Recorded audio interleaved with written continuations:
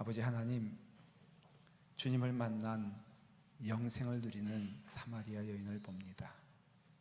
오늘 이 시간 우리가 주님을 만나 주님 은혜 안에서 새 생명 누리게 하시니 감사합니다.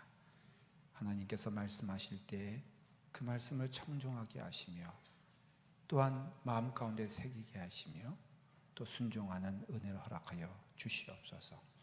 성령님께서 우리의 심령을 주장하여 주시옵시고 우리가 받는 동일한 은혜를 우리 사랑하는 우리 유아들과 또 아동부와 중고등부 같은 시간에 예배를 드리는 주님의 귀한 영혼들에게도 동일한 은혜 허락하여 주시옵소서. 예수님의 이름으로 기도드리옵나이다. 아멘. 오늘은 계속해서 사마리아 여인과 또 예수님과의 만남과 대화를 통하여서 주시는 은혜가 충만할 줄 믿습니다.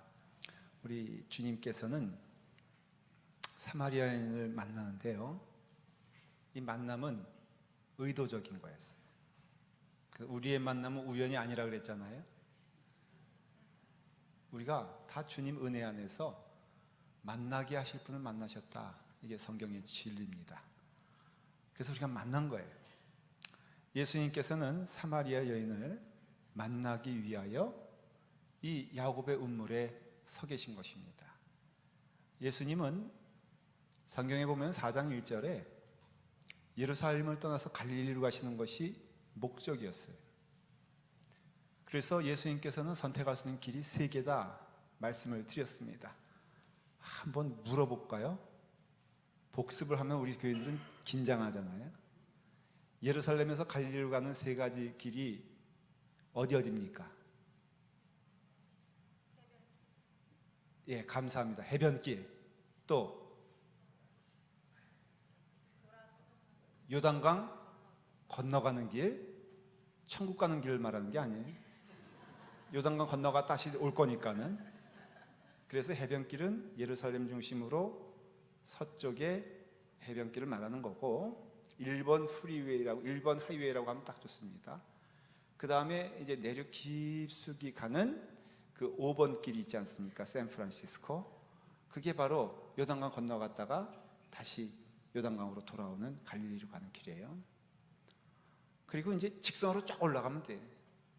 그게 바로 사마리아를 지나가는 101 정도가 된다고 이해하시면 됩니다.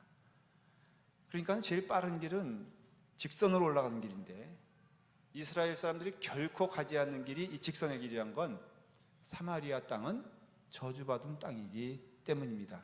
유대인의 입장인 거예요. 그래서 굳이 먼 길을 돌아서 가는 이유, 또 해변가로 가는 이유는 사마리아 길이 가장 좋음에도 불구하고 그 사마리아 땅은 하나님께서도 거하시지 않는 그런 땅이라고 믿었기 때문에 유대인들은 발걸음을 갖지 않았습니다. 사마리아에는 피는 절반은 유대인이요, 이스라엘 사람이요, 절반은 이방 족속인데 피가 섞이면은 그들은 이미 저주받은 백성이 된 것이다. 이게 유대인의 생각이었고 관념이었습니다. 그래서 이제 직선길로 가지 않는 그 길을 예수님께서는 그 길을 간다는 거죠. 왜? 사마리아 땅은 저주의 땅도 아니고 버림받은 땅도 아니기 때문에 그렇고, 특별히 그런 사마리안 땅 가운데 더 천대받고 저주받은 여인이 있었으니 이 사마리아 여인이 바로 그 여인이었어요. 그래서 이 여인을 만나기 위해서 예수님께서는 그곳으로 간 것이에요. 시간을 맞추기 위해서 예수님께서는 정오까지 부지런히 그 길을 걸어갑니다. 그래서 심히 피곤하셨다. 4장 말씀에 다 기록되어 있죠. 피곤함에도 그곳에 가신 이유는 사마리아 여인을 만나기 위함입니다. 그러니까 주님께서는 오직 한 목적, 모든 것을 피곤을 무릅쓰고 또 아무도 가지 않는 그 땅을 간 것은 사마리아 여인을 만나기 위해서 나간 것이지요. 예수님께 나오고 예수님을 만난 사람들 2종류가 있습니다. 하나는 예수님께 나온 자들이고요, 또 한 부류는 예수님이 찾아간 부류가 있어요. 요한복음 보면 3장에는 누가 나오죠? 니고데모라는 사람이 나옵니다. 이 니고데모는 전형적으로 하나님을 찾아 나선 사람이에요. 그래서 하나님을 찾아서 진리를 알고 싶고 영생을 알고 싶어서 그 하나님 예수님께 찾아 나선 사람을 니고데모라고 할 수 있어요. 그러나 4장에 보면은 니고데모 아닌 반대의 사람이 나오게 되는데 그 사람은 바로 사마리아 여인이에요. 그 사마리아 여인은 예수님을 찾을 생각도 없었고 자신이 얼마나 비참한 처지인가에 대한 이해도 없었는데 오직 예수님께서 그 사마리아 여인을 찾아서 스스로 온 것이에요. 오늘 이 시간에 우리는 두 종류 가운데 하나일 겁니다. 예수님을 찾아 나왔거나 아니면 예수님이 찾아오신 분들인데, 물론 두 니고데모도 예수님의 은혜 가운데 구원받았고 또한 사마리아 여인도 구원받았지만은, 그러나 오늘 특별히 이 사마리아 여인을 우리가 좀 주목해 봐야 되는 것이에요. 니고데모는요 부자였잖아요. 그리고 니고데모는 공의의 의원이었어요. 지금으로 말하면 국회의원입니다. 니고데모는 착한 사람이에요. 여러분, 이런 사람 보면은 조금 우리가 얄밉지 않습니까? 돈도 많고 명예와 권력도 있고, 근데 그러면 착해야 돼, 나빠야 돼? 근데 이 사람은 착하기도 해. 아마 제가 보기에는, 보지는 않았지만은 생기기도 잘 생겼을 거란 말이죠. 하여간 이런 사람들은 꼭 그래요. 착하기도 하고 돈도 많고 매너도 좋고 그 다음에 또 겸손하기도 하고, 이런 분들은 우리 교회에서 찾아보기가 참 힘들죠. 네? 더군다나 또 간절한 마음이 있어서 주님을 찾아왔으니, 근데 예수님께서는 언뜻 보기 니고데모를 별로 환영하지 않는 것 같아요. 대화로 마시지만은 니고데모에게 굉장히 어려운 질문을 던지면서 퉁명스럽게 대하시고 그냥 가라 그리고 보내버리고 맙니다. 그런데 사마리아 여인은 주님께서 찾아오세요. 여러분, 이 사람들의 공통점은 있어요. 목말랐다는 거죠. 그 여인은 저 자신이 목마른지 모르고 목마른 자였고, 니고데모는 자신이 목마른 줄 아는 목마른 사람이었어요. 그러나 둘 다 결국은 인생에는 목마른 자는 비참할 수밖에 없잖아요. 근데 왜 주님께서는 니고데모는 찾아오지 아니하시고 또 사마리아 여인에겐 찾아갔을까? 거꾸로 니고데모는 그 스스로 주님께 나오고 그 사마리아 여인은 왜 주님을 찾지 않았을까? 잘 몰라요. 그러나 분명한 것은 우리 주님께서는 찾아오는 자를 기쁘게 맞이해 주시고 그 다음에 찾지 않는 자를 찾아가시는 주님인 줄 저는 믿습니다. 그럼으로써 은혜가 되는 것은, 참으로 감사한 것은, 우리 주님께서는요 한 영혼도 빠짐없이 주님께 나오길 기뻐하시고 기다리고 있다는 것이에요. 그렇기 때문에 우리 주님께서는, 우리 사마리아 여인은 사실은 교회, 우리 보통 생각하기에 쓸모 있는 사람입니까? 쓸모 없는 사람입니까? 물어보면 답은 간단하죠. 쓸모 없는 사람이에요. 저주받은 여인입니까? 저주받지 않은 여인입니까? 그것도 답이 세상적으로는 간단해요. 저주받은 여인이에요. 실패한 사람입니까? 성공한 사람입니까? 이 사람은 실패한 사람이에요. 그래서 저는 주님의 말씀을 믿는 것, 하나님의 말씀을 믿는 것, 소자 하나가 천하보다 귀하다는 주님의 말씀을 믿어요. 부족한 사람 하나님께서는 찾으시고 기뻐하세요. 우리는 교회 공동체적으로 봐도 어떤 때는 유익한 사람, 도움되는 사람을 우리는 자꾸 이렇게 기뻐하는데, 사실은 주님께서는 무익한 자, 그 다음에 불쌍한 자, 그 다음에 버림받은 자를 더 귀하게 여기시고, 버림받았다면은 주님 찾아가세요. 좀 넉넉하여 찾아오는 자는 기뻐하세요. 그러니까 우리가 기억해야 될 것은, 사마리아 여인 같은 존재를 할지라도 하나님이 사랑하시고 하나님께서 귀히 쓰신다는 것을 잊으시면 안 됩니다. 우리가 하나님의 눈을 가지게 되면요, 이 은혜를 발견하게 되는 게, 하나님의 눈으로 보면은 다 모든 영혼이 귀하고 소중한 것임을 깨닫게 되는 것이에요. 저는 교회 안에서 제발 저와 인사할 때 이렇게 하시는 분이 있어요. 목사님, 저는요 교회 안에서도 쓸모없는 사람이에요. 근데 쓸모없는데 왜 나올까? 여러분, 쓸모없는데요, 그 쓸모없는 분을 하나님은 귀하게 사랑하신다는 것을 우리는 믿어야 돼요. 우리가 하나님의 눈으로 보면요, 그 모든 영혼이 귀해서 교회 안에서는 귀하지 않은 존재가 없다는 것을 기억하셔야 됩니다. 예수님은 그런 영혼을 찾아 나서신 거예요. 사마리아 여인이 어떤 사람이냐? 우리는 잘 알아요. 남편이 5명이나 있던 사람이에요. 참 복도 많죠. 1명도 아니고 2명도 아니고 5명이에요. 어떤 분들은 그래요. 정말 우리 한국 사람 안 그런데 미국 사람들 가끔 어떻게 40년, 50년, 60년을 한 사람과 살 수 있느냐? 저희는 거꾸로 물어봐요. 어떻게 그렇게 잘 가르치느냐? 그러니까 여러분 5명을 취했다. 언뜻 보면 우리는 성경에서 참 이 여인이 불쌍하다 그렇게 생각을 할 수도 있어요. 5명에게 버림받은 여인. 근데 성경에 눈을 씻고 봐도 그 남편들이 이 여인을 버렸는지 이 여인이 남편들을 버렸는지 몰라요. 가만 성경의 뉘앙스와 이 여인의 이 모습을 보면은 제가 보기에는 이 여자가 남자 5명 갈아치운 것 같아. 그러니까는 얼마나, 왜냐하면 예수님께 말하는 거 보십시오. 얼마나 당당합니까? 당돌합니까? 당신이 생수를 줄 수 있다고? 당신 앞가림이나 하고 당신 물 마실 두레박도 없는 주제에 뭘 나에게 생수 주게 하냐, 이런 얘기가 지금 나왔었잖아요 그동안. 그러니까는 이 여자는, 내가 보기에는 이 여자가 버림받은 것이 아니라 아마도 5명을 자기가 바꿨다, 그렇게 이해하면 맞을 것입니다. 왜 그럴까? 이게 전형적인 인간의 모습이거든요.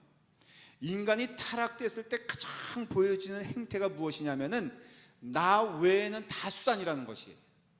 그래서 늘 내가 중심이 돼서 모든 사람들이 다 나를 위해서 존재해야 되고 내 행복을 위해 존재하는 게 인간의 가장 죄악된 중심 가운데 있는 모습이라고 합니다. 여러분, 그것을 빗대어 보면은 맞는 거 아닙니까? 우리가 사실은 내가 중심에 있고 모든 사람들을 나에게 만족을 주지 못하니 이 사람 가르쳤다가 저 사람 가르쳤다가 그러다가 이 인생은 5번 가르치다 보니까는 행복을 간절히 소망했는데 행복은 저 멀리 가고 인생 불행이라 할 수 있는 이 사마리아 여인만 남게 된 것이에요. 이 여인들 불행하고 싶겠습니까? 아니죠. 행복을 더 추구했는데 그 행복이 죄악된 행복이니까, 나만을 위한 내 목적의 행복이니까는 결국은 인생은 불행해지더라는 것이에요. 사실 이것은 영적인 의미에서 주는 바가 참 큽니다. 여러분, 우리가 나 욕심 내 중심대로 살아가는 자들은요 결국은 인생은 불행할 수밖에 없어요. 그래서 참 행복은 이타적인 남을 위한 삶이 복된 삶이라는 것을 우리는 우리의 삶을 통하여서도 보여주지 않습니까? 그러니까 이 여인은 사실은 불행한 여인이었습니다. 예수님은 이 여인을 가리켜서 부정한 여인이다, 아니면은 참 악한 여인이다 라고 말하지 아니하고, 이 사마리아 여인을 보는 주님에는 딱 하나입니다. 불쌍한 영혼이라는 것이에요. 그래서 긍휼을 받아야 될 영혼이라는 것이에요. 이 세상의 모든 죄악 가운데 있는 영혼들을 보는 하나님의 눈은 무엇이냐면은, 그러니까 너는 지옥불에 떨어져가 아니라 하나님은 긍휼의 눈으로, 불쌍한 마음으로, 안타까운 마음으로, 사랑의 마음으로 우리를 대하신다는 것을 성경은 말해주고 있는 것이에요. 오늘 여기서 한 영혼도 빠짐없이 예외된 영혼은 무엇이냐면은 하나님 앞에서 사랑받을 영혼이고, 하나님 앞에서 불쌍한 영혼이고, 하나님 앞에서 구원받을 영혼이라는 것을 하나님은 우리에게 말씀해 주시고 싶으신 거예요. 예수님이 십자가에 달려 돌아가실 때 예수님의 7마디를 기억하십니까? 그 가운데 주님께서 하신 말씀 한번 들어보십시오. 누가복음 23장 34절에 이에 예수께서 이르시되 아버지 저들을 사하여 주옵소서, 자기들이 하는 것을 알지 못함이이다. 이게 주님의 사랑의 메시지예요. 예수님을 침뱉죠. 예수님의 옷을 빼앗죠. 조롱하고 모욕한 것이 그 밑에 십자가 밑에 있던 사람들이 주님께 행한 것이었어요. 그런데 주님께서는 조롱하며 십자가에 매달아 죽이는 그 사람들 향하여서 너희들의 죄가 크도다라고 말하지 아니하시고 간절하게 하나님 아버지께 소망합니다. 기도합니다. 아버지 하나님, 저들을 용서하여 주시옵소서. 용서해야 되는 이유가 지금 저들이 하는 짓을 알지 못하나이다. 우리가 지금 하나님을 반역하지 않습니까? 근데 세상은 그것을 모른다는 거죠. 하나님을 멸시하지 않습니까? 근데 그들은 하나님을 멸시하는 것조차도 모른다는 것이죠. 이게 가장 큰 무서운 죄인데 우리 주님께서는 저들이 하는 것을 알지 못하나이다. 그리고 그들을 향하여서 주님의 사랑이 물밀듯이 내려오지 않습니까? 우리에게도 동일한 은혜인 것입니다. 예수님의 마음은 불쌍히 여기는 마음이고 예수님을 조롱하는, 예수님을 향하는 그 마음, 그것을 바라보는 주님의 마음은 불쌍히 여기며 긍휼히 여기는 마음이에요. 호세아서를 보면요, 더 주님의 마음이 분명히 드러나고 있지 않습니까? 고멜이라는 여인이 호세아의 그 아내였는데 그 품을 떠나 방탕한 생활을 하니까는 하나님께서 호세아에게 명령하신 게 뭐예요? 너는 고멜을 데려오기 위해서 너의 모든 것을 다 팔아서라도 그 부정한 여인을 데려와라. 돈을 주고 데려옵니다. 구해냅니다. 근데 그 여인이 또 나가지 않습니까? 근데 또 나가는데 또 하나님께서는 호세아에게 그 여인을 데려와라, 데려와라, 데려와라. 이게 하나님의 마음이라는 것이에요. 예수님께서는 누굴 찾아오십니까? 예수님은요, 의인을 찾아오시는 것이 아니라 죄인을 찾아오신다. 마태복음 9장 13절에 나는 의인을 부르러 온 것이 아니요 죄인을 부르러 왔노라. 우리 하나님께서는 멀쩡한 사람 찾아오신 것이 아니라 아주 피폐하여 망가진 영혼을 주님은 찾아오신다는 것이. 우리 주님께서는 죄인 된 사람을 부르러 오셨다고 말씀하세요. 사랑하는 여러분, 우리 하나님께서 하시지 못하는 단 한 가지가 있는데 그것은 포기하지 못한다는 것이에요. 왜냐하면 우리는 그분의 자녀가 되고 하나님은 우리의 아버지가 되기 때문에 그렇습니다. 사랑하는 여러분, 비록 죄인 된 삶에서, 세상의 삶에서 살고 있다 할지라도 하나님께서는 아버지가 되시기 때문에 결코 아버지께서 못하시는 일이 포기하는 일이라 이것이에요.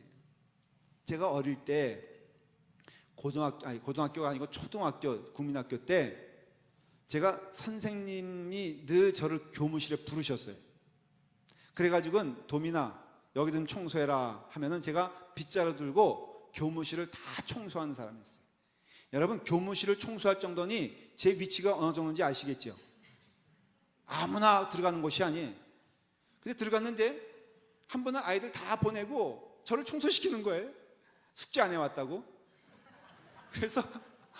그래서 이제 할 수 없이 애들 다 갔는데 제가 청소하러 들어갔는데 놀라운 장면을 봤습니다.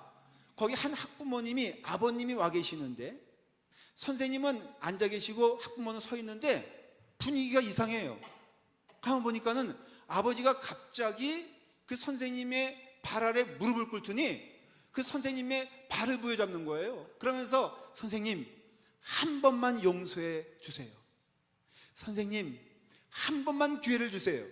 제가 어린 나이에 저 아버지가 무슨 죄를 졌길래 그 선생님에게 저럴까 했더니 가만히 보니까는 우리 반 개똥이 아버지요. 근데 이 개똥이가 유명한 말썽꾼이었거든. 또 더군다나 도벽이 있어가지고 남의 걸 이렇게 훔쳐.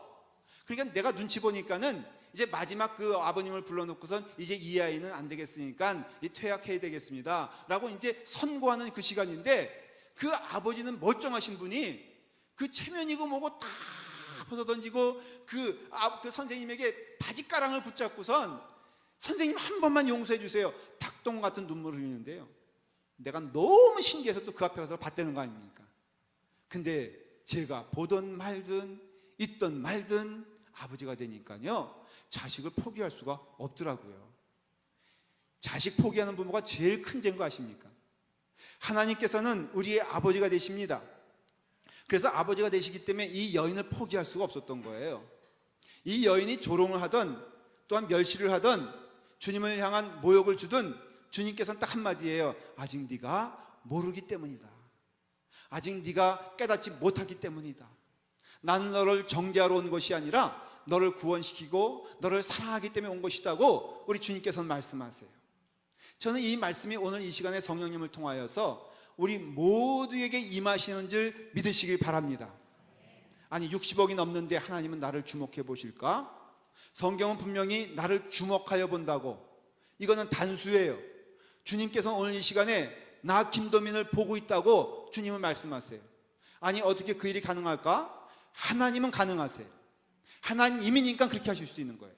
하나님은 약속하신 말씀 다 이루어지는데 성경 말씀에 분명히 저는 믿습니다. 천국 가보지 못했지만 하나님의 말씀에 하나님은 우리를 사랑하사 이처럼 사랑하사 독생자를 주셨으니 끝까지 사랑하시되 자기의 사람을 끝까지 사랑한다고 하셨으니 오늘 이 시간에 고멜과 같은 여인이 있습니까? 아니면 사마리아 같은 여인이 있습니까? 인생에 무너진 여인이 있습니까? 여러분, 하나님께서는 그 영혼을 사랑하시고 주목해 보시는 줄 믿으시길 바랍니다. 16절에 그 여인을 향하여서 아주 하고 싶은 주님의 말씀이 들려오기 시작합니다. 16절 한번 읽어볼까요? 다 같이 요한복음 4장 16절 우리 찾으시고 이제 말씀을 좀 읽겠습니다. 자, 읽습니다. 시작. 이르시되 가서 내 남편을 불러오라. 여러분, 이 대화를 좀 주목해 봐야 할 건, 주님은 지금 이 여인이 남편이 있는 것을 압니까? 모릅니까? 이 지금 질문하는 이 의도는 무엇입니까? 이제 여러분, 이 주님은 이 여인을 사랑하시기에 지금 이 여인의 모든 것을 밝히는 것이에요. 이 여인은 이제 밝혀질 것은 딱 하나뿐이 없어요. 예수 그리스도 날 가운데 영생의 말씀을 들었지만 이 여인의 상태는 밝혀지면 밝혀질수록 부끄러운 존재예요. 우리 주님께서는 지금 그것을 시작하시는 거예요. 내 남편을 불러오라. 당연히 여인의 입술은 내게는 남편이 없나이다. 지금 사는 남자가 있어요. 근데 그 남자는 정상적인 남자가 아니에요. 그러니까는 아예 숨기고 싶고 부끄러운 것이니까는 내게는 남편이 없나이다 라고 하니까는 주님은 기다렸다는 듯이 뭐라고 말씀하시냐면은 내가 남편이 없다는 한 말이 옳도다. 내가 남편 5이 있었으나 지금 있는 자는 내 남편이 아니니 라고 말씀하십니다. 제일 어리석은 것 하나는 주님 앞에서 거짓말하는 거예요. 여러분, 우리 주님은 모든 것을 아십니다. 맞습니까? 틀립니까? 그러면 주님 앞에서 우리가 해야 될 일은 무엇이냐면은 여러분, 숨기지 않는 게 큰 은혜인 줄 믿으시길 바랍니다. 이 말의 뜻은 주님 앞에서는 숨기지 말아야 되는데 사람 앞에서는 어떻게 해야 돼요? 예? 사람 앞에서 숨기지 말아야 돼? 여러분, 여기서 우리의 과거를 숨기지 않고 다 벗겨내면은 제가 보기엔 딱 2명 남을 거예요.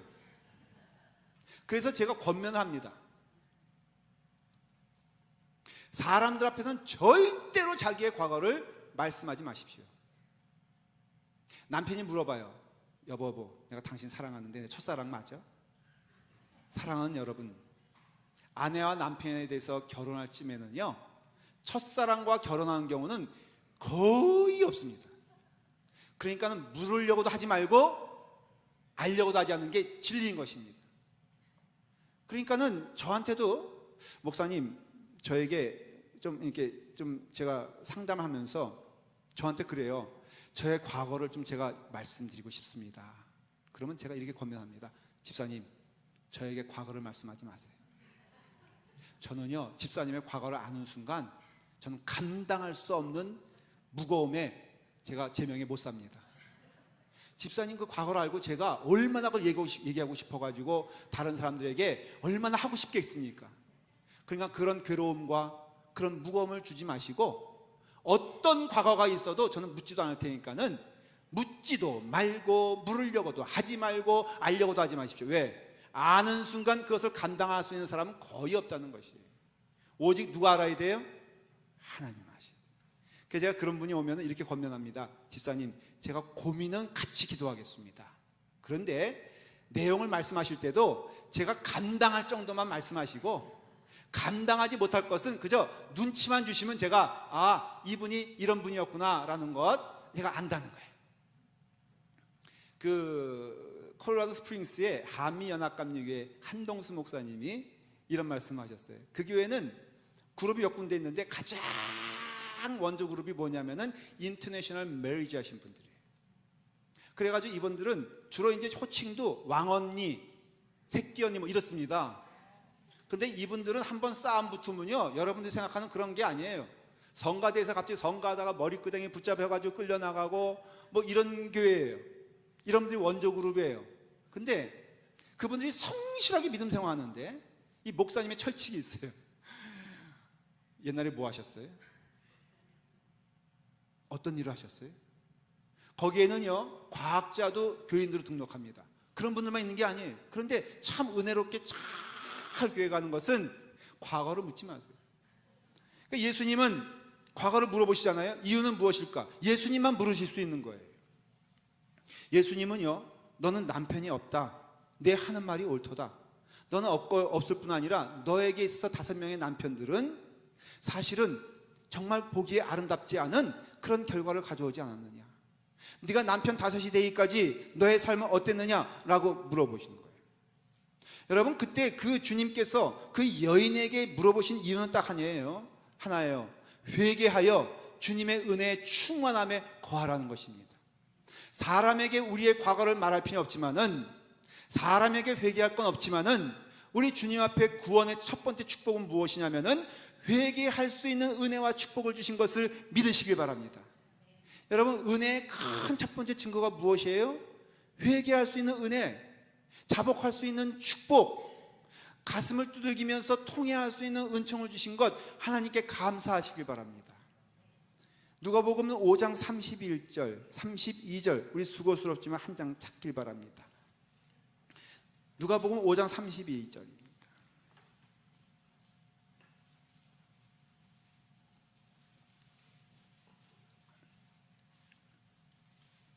다 같이 읽습니다. 시작. 내가 의인을 부르러 온 것이 아니요 죄인을 불러 회개시키러 왔노라. 아직도 못 찾으신 분을 위해서 다시 한 번만 읽습니다. 누가복음 제가 빨랐습니다. 너무 5장 32절 다 같이 읽어야 될 말씀이에요. 시작. 내가 의인을 부르러 온 것이 아니요 죄인을 불러 회개시키러 왔노라. 여러분 믿으십니까? 우리 주님께는 다 죄인이에요. 여러분들이 의인은 한 사람도 없어요. 로마서에 선포하고 있지 않습니까? 그러니까 예수님은 다 여러분들 찾아오시는데 죄인을 불러 뭐 하시기 위해서? 회개하여 참된 하나님의 자녀 만들려고 우리 주님께서는 우리 입술을 통하여서 회개하라고 이 땅에 오신 줄 믿으시길 바랍니다. 여러분, 우리는 주님을 떠난 자예요. 그래서 주님을 떠난 자이기 때문에 우리는 주님 앞에서 죄인인 것입니다. 죄인이 의인 되는데 가장 큰 첫 번째 발걸음과 축복은 하나님의 전적인 은혜인 것입니다. 자, 물어보겠습니다. 이 여인은 구원받은 자입니까? 구원받지 못한 자입니까? 여러분, 이미 구원받은 자입니다. 왜? 주님께서 그에게 구원의 은혜를 허락하여 주셨기 때문에.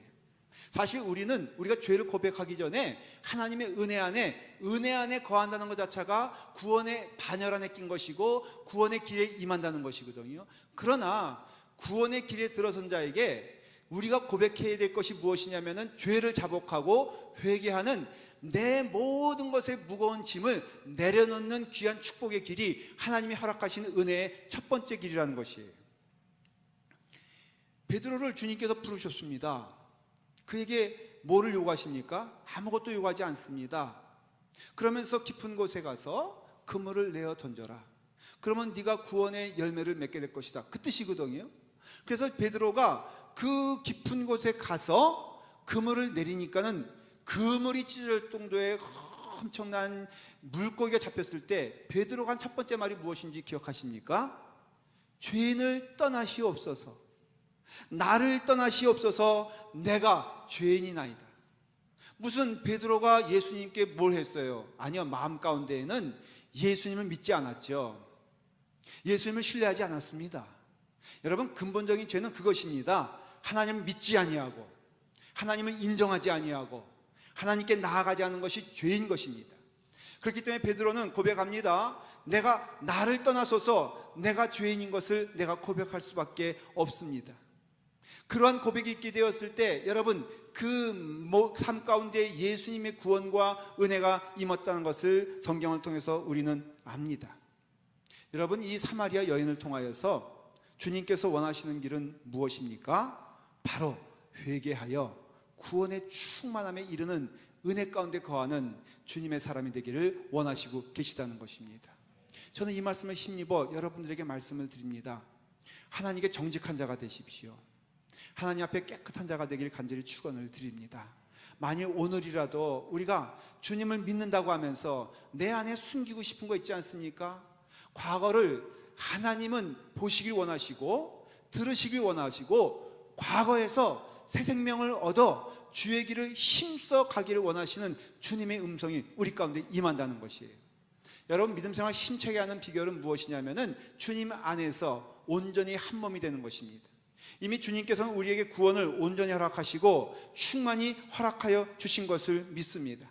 그러나 내가 주님 앞에서 나의 죄를 고백하며 이제는 결심합니다. 다시는 그와 같은 죄를 짓지 않기를 원하는 간절한 마음 가운데 성령님이여 나를 도우셔서 나로 하여금 새 생명이 되어서 그 길을 걸어갈 수 있도록 인도하여 주시옵소서라고 고백할 때 우리 성령님께서는 내게 새 생명을 주셔서 주님의 은혜 가운데 그 길을 걸어가지 아니하고 하나님의 길, 축복의 길을 걸어가는 은혜를 허락하신 줄 믿습니다. 저는 고백합니다. 저는 주님께서 함께 하시지 않는 한순간순간마다 저는 쓰러질 수밖에 없는 죄인임을 고백하게 됩니다. 여러분, 자꾸 주님을 바라보니까요, 내 모습을 보게 하시고 내 모습을 보게 하니까 기도하게 하시고 기도하는 가운데 주님 은혜 가운데 내 생명이 새롭게 것을 경험하는 축복이 저에게는 있습니다. 사랑하는 성도 여러분, 여러분들에게도 동일한 은혜를 허락하지 않았겠습니까? 오늘 이 시간에 우리에게 첫 번째 물어보는 질문은 무엇이냐면은 내가 누구냐는 것이에요. 너의 모습이 어떠냐는 것이에요. 그럴 때 주님께서 물어보실 때 우리는 주님 앞에 숨기지 아니하고 주여 할 수 없나이다, 감당할 수 없나이다, 힘이 없나이다, 나는 죄인으로서이다 라고 고백하게 되었을 때 그 너의 고백이 너를 온전히 구원의 충만 가운데, 구원의 기쁨 가운데 임하여, 여러분 보십시오. 내 남편이 다섯임을 네가 알고 있지 않느냐. 그랬을 때 이 여인의 금방 그 다음에 고백은 내가 이제는 주님이 주님인지 알겠나이다, 내가 이제는 당신이 메시아인 줄 알겠나이다, 그런 얘기입니다. 여러분, 주님께서 너의 남편이 다섯이나 있지 않았냐라고 죄를 책망할 때 그 여인은 그 책망 가운데 죄에 대한 해방감과 죄에 대한 기쁨을 깨달아 나는 이제는 죄 가운데 거하는 자가 아님을 고백하면서 사마리아 성에 들어가서 수가성에 들어가서 참된 구원자가 여기 있으니 여러분들 주님께 나와서 주님의 은혜 가운데 구원받으시오 라고 선포하신 그 은혜가 우리 가운데 임한다고 저는 믿습니다. 사랑하는 여러분, 우리의 삶 가운데 주님이 우리의 모습을 비춰볼 때 주 앞에서 고백하는 우리가 되길 간절히 축원을 드립니다.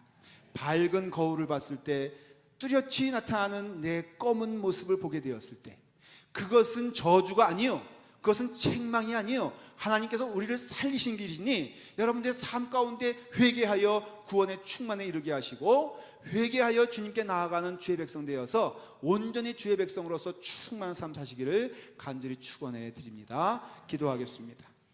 아버지 하나님, 사랑하는 성도들이 이 자리에 모여 있습니다. 아버지 하나님은 우리의 모든 것을 아신다고 말씀해 주셨습니다. 너는 누구냐라고 물어볼 때 아버지 하나님, 우리를 고백하며 자복하며 회개합니다. 아버지 하나님, 우리에게 자복하는 입술 가운데 새로운 영을 허락하여 주셨사오니 주여 우리를 돌아보아 주님 은혜 가운데 구원받음을 감사히 고백할 수 있도록 인도하여 주시옵시고, 구원받은 자로서 이제는 다시는 그러한 죄를 짓지 말라는 하나님의 말씀에 힘입어 그 길 걸어가는 주의 백성 될 수 있도록 인도하여 주시옵소서. 예수님의 이름으로 기도드리옵나이다.